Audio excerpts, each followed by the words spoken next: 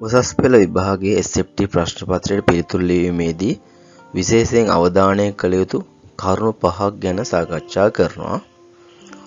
මේ කාරණා ගැන විශේෂ සැලකිල්ලක් නොදැක්වුවහොත් ඒ කාරණාවලට වෙන් වෙලා තියෙන නියමිත ලකුණු ප්‍රමාණයක් නොලැබී යන්න පුළුවන්. එහෙම නොලැබී යාම නිසා සමස්ත ලකුණු අඩු වෙලා රෑන්ක් එකත් පහළ යන්න පුළුවන්. ඒ නිසා අනිවාර්යෙන් මේ කියන කාරණා ගැන විශේෂ සැලකිල්ලක් දක්වන්න. එහෙනම් අපි ඒ කරුණු මොනවද කියලා දැන් බලමු.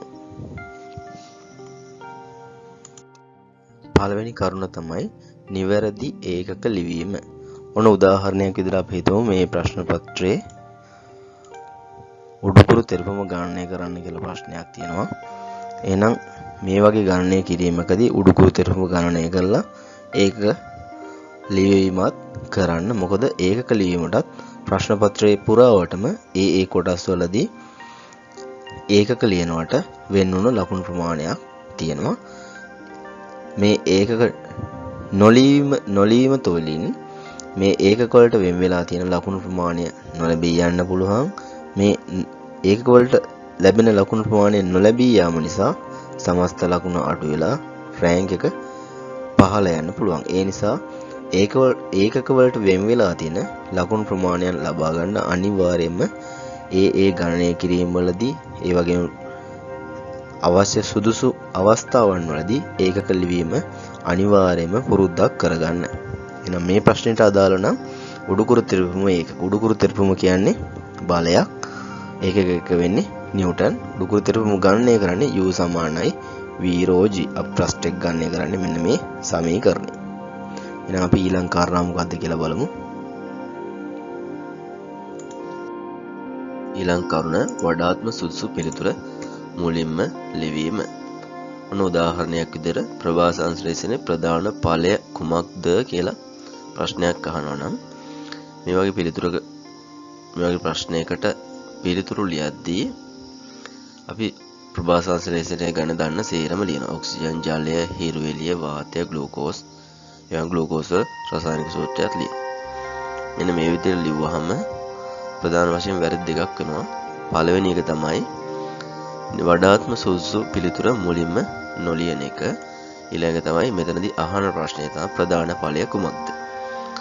මෙහෙම ලියලා තිබුත් ප්‍රධාන ඵලය අඳුනගන්නත් නැහැ.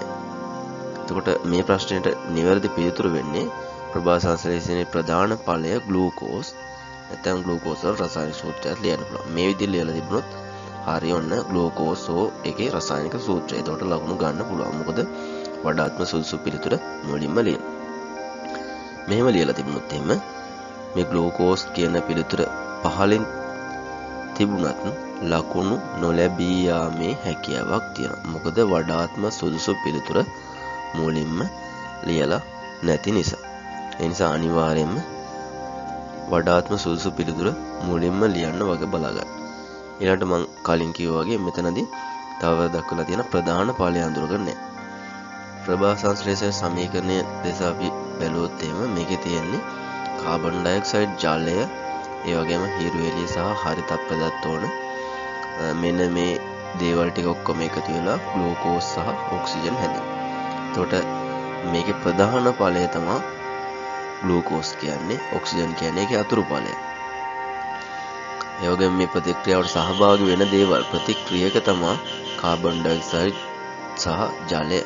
එතකොට මේ වගේ පිළිතුරක් ලිව්වොත් එහෙම මේකේ ප්‍රභා සංශ්ලේෂණය ගැන අපි දන්න දේවල් ගොඩාක් ඔක්කොම ලියලා තියෙනවා. එහෙම දන්න හැම එකම ලියන්නේ නැහැ. අහන ප්‍රශ්නයට අවශ්‍ය පිළිතුර තමයි ලබා දෙන්න. ප්‍රධාන ඵලය කුමක්ද කියලා මෙතනදී අහන්නේ. ප්‍රධාන ඵලය වෙන්නේ ග්ලූකෝස්. ඔක්සිජන් කියලා ලියලා තිබුණත් ඔක්සිජන් ප්‍රධාන ඵලයක් නෙමෙයි, අතුරු ඵලයක්. ඒ නිසා ලකුණු නොලැබී යාමේ හැකියාවක් තියෙනවා. මොකද අහන ප්‍රශ්නයට නෙමෙයි පිළිතුරු ලියලා තියෙන්නේ කියන කාරණාව මත. ඒ නිසා අනිවාර්යයෙන්ම වඩාත්ම සුදුසු පිළිතුර මුලින්ම ලියන්න වග බලා ගන්න. ඊළඟ තුන්වෙනි කරුණ. මෙතනදී සුදුසු අවස්ථාවන් වලදී දශම වැටීම. මෙතනදී දශම ස්ථාන දෙකකට අපිට වැටීම් කරන්න පුළුවන්. ඒ කියන්නේ මේක හැම වෙලෙම දශම වලට වට යනවා කියන එක නෙමේ අදහස. උදාහරණයක් විදිහට අපි තමු B7 IR වලින් ගානක් ගණනය කරන්න තියෙනවා. ඒකේ වෝල්ටේජ් එක වෝල්ට් 50යි ප්‍රතිරෝධය ඕම් 100යි. එතකොට මේ 50 100ෙන් බෙදුනොත් 0.5 ඇම්පියර් කියලා එනවා. මෙන්න දශම ස්ථාන එකකට හරියටම පිළිතුර එනවා. මෙන්න මේ අවස්ථාවවලදී මේ වැටීම කරන්න ඕනේ. මේ පිළිතුර මේ විදිහටම ලියන්න පුළුවන්. හැබැයි මෙන්න මේ වගේ අවස්ථාවක් මේ පහළ තියෙනවා විදියේ ගණනය කිරීමක් කරන්න આવොත් එහෙම ඔන්න විභවාන්තරي මේ තියෙන V සමාන IR භාවිතා කරලා I ගේ අගය හොයන්න තියෙන්නේ. විභවාන්තරයේ වෝල්ට් 25යි R ගේ අගය ohm 330යි 25 330ෙන් බෙදුනොත් 0.75 ඇම්පියර් කියලා එනවා. එතකොට මේ පිළිතුරක් විදිහට දෙන්න පුළුවන්. නැත්නම් මේක වැටීම කරලා එන පිළිතුරක් විදිහට ලියන්න පුළුවන්. එතකොට වැටීමට තියෙන ක්‍රමය තමයි දශම ස්ථාන දෙකකට වට යන්න තියෙනවා නම් අපි මේ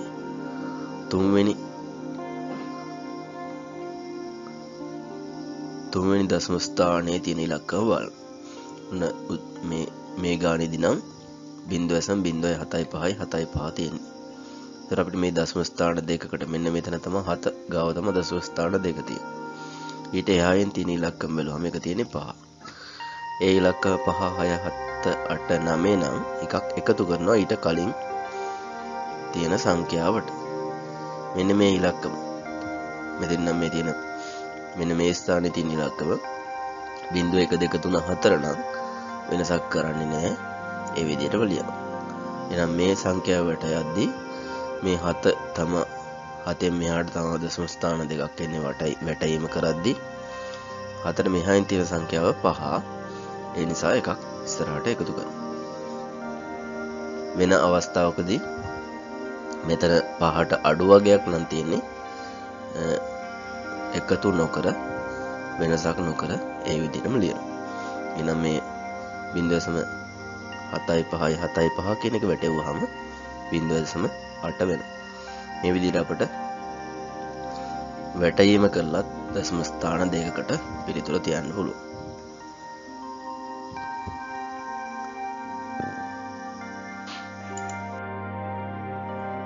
හතරවෙනි කරුණ. මේ ප්‍රශ්නය හොඳින් කියවන්නේ නැතිකම නිසා මගේ හැරෙන ලකුණු ලබා ගන්නේ කොහොමද කියන එක ගැන තමයි මෙතනදී සාකච්ඡා කරන්නේ. දැන් මෙන්න මේ ප්‍රශ්නේදී තියෙනවා 5 සමානයි 3 ලෙස සලකන්න කියලා.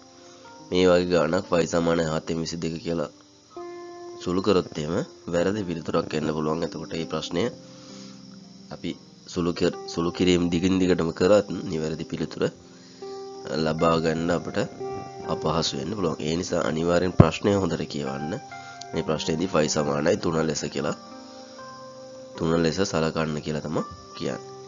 එතකොට මේ ප්‍රශ්නය සුළු කරද්දී 5 වලට 3 දාලා සුළු කරන්න පුළුවන්. මේක 2019 A level ප්‍රශ්න පත්‍රයේ MCQ එකක්. ඒ වගේ සමහර අවස්ථාවලදී ප්‍රශ්නය හොඳට කියවුවා නම් ඒකට ගන්න ඕන නියතයන් වලට මොනවද දාන්න තියෙන්නේ? අන්න ඒ දේවල් හොඳට අවබෝධ කරගන්න පුළුවන්. ප්‍රශ්නය හොඳට කියවලා එහෙනම් තේරුම් අරන් අහන ප්‍රශ්නයට පිළිතුර ලබා දෙන්න.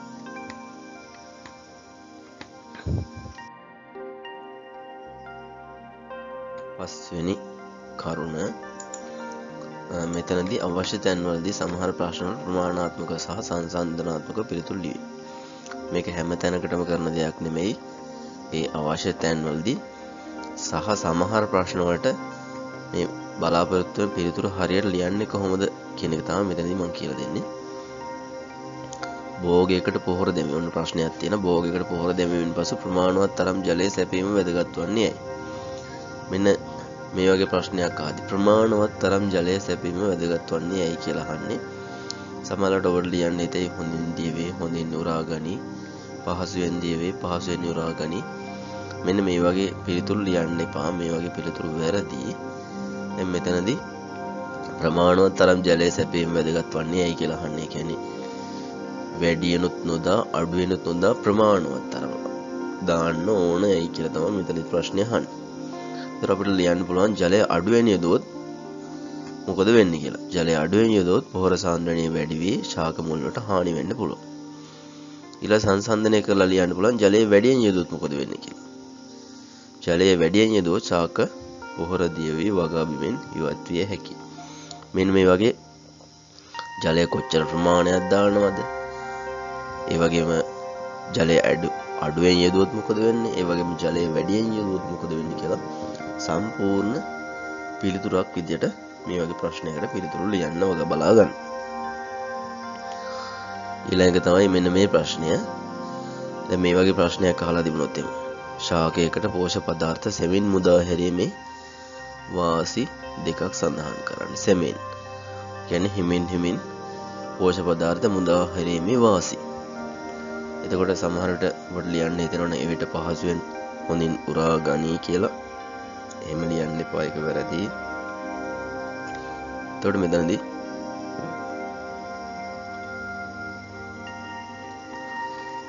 සෙමින් මුදා හැරීමේ වාසිය අහන්නේ පරිසරයට මුදා හැරීම අවම කරයි. අපි සෙමින් යෙදුවොත් පරිසරයට යන ප්‍රමාණය අඩු වෙලා ශාකයට යන ප්‍රමාණය වැඩි කරගන්න පුළුවන්. ඊළඟට යෙදුම් ගණන අවම කරයි අඩු කරයි. යෙදුම් ගණන අවම කරයි අඩු කරයි කියන එකත් පිළිතුරක් විදිහට අපිට ලියන්න පුළුවන්. සෙමින් මුදා හැරීමේ වාසිය. නැත්තම් වැඩියෙන් දැමුවොත් එහෙම අපිට වැඩි යෙදුම් වාර ගණනක් දාන්න වෙනවා මේ පොහොර. ඊළඟ තමයි ශාක වලට වැඩිපුර අවශෝෂණය කරගන්න පුළුවන්. සෙමින් මුදා හැරුවොත් ශාක සෙමින් අවශෝෂණය කරගෙන වැඩිපුර ප්‍රමාණයක් අවශෝෂණය කරගන්න පුළුවන්. මෙන්න මේ වගේ පිළිතුරක් ලියද්දී ප්‍රමාණාත්මකව සහ සංසන්දනාත්මකව ඒ අවශ්‍ය තැන්වලදී ලියන්න වග බලා ගන්න. මෙන්න මේ කරුණු ගැන සැලකිල්ලක් දක්වන එකෙන් අඩු වෙන්න තියෙන ලකුණු ප්‍රමාණය අඩු නොවි රෑන්ක් එකත් අඩු නොකර ගන්න පුළුවන්. එහෙනම් තවත් වීඩියෝ එකක් ගමු. channel එක subscribe කරලා තියාගන්න. තවත් කෙනෙකුට බලන්න මේක share කරන්න.